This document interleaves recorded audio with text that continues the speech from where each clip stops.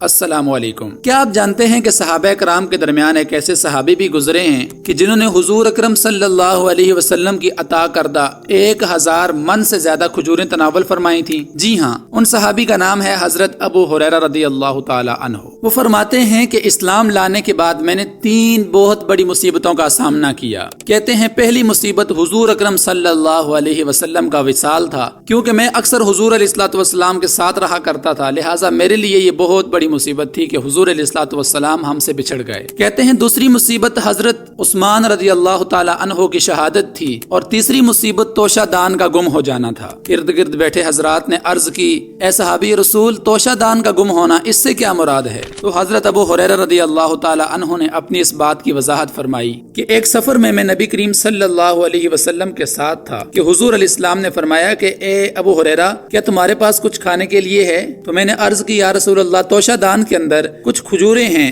تو حضور علیہ الصلوۃ والسلام نے فرمایا کہ وہ کھجوریں میرے پاس لے آؤ۔ جب میں وہ کھجوریں لے آیا تو حضور علیہ الصلوۃ والسلام نے ان کھجوروں پر اپنا ہاتھ پھیرا اور برکت کی دعا فرمائی۔ پھر فرمایا، اے ابو ہریرہ، لشکر میں جاؤ اور 10 لوگوں کو اپنے ساتھ لے آؤ۔ میں 10 لوگوں کو لے آیا تو حضور علیہ الصلوۃ والسلام نے ان لوگوں کو وہ کھجوریں کھانے کے لیے دیں۔ وہ لوگ کھجوریں کھاتے رہے یہاں تک کہ سیر ہو گئے۔ پھر اسی طرح میں 10 لوگوں کو بلاتا رہا اور وہ سیر ہو کر کھجوریں کھاتے رہے۔ جب تمام لشکر نے کھجوریں کھا لیں تو پھر بھی توشہ دان کے اندر کچھ کھجوریں باقی تھیں۔ تو حضور علیہ الصلوۃ والسلام نے فرمایا، اے ابو ہریرہ، اس توشہ دان کو اپنے پاس سنبھال کے رکھنا۔ جب بھی تمہیں کھجوریں کھانے کی حاجت ہو تم اس میں ہاتھ ڈالنا اور کھجوریں کھا لینا، لیکن اس توشہ دان کو کبھی الٹا نہیں کرنا۔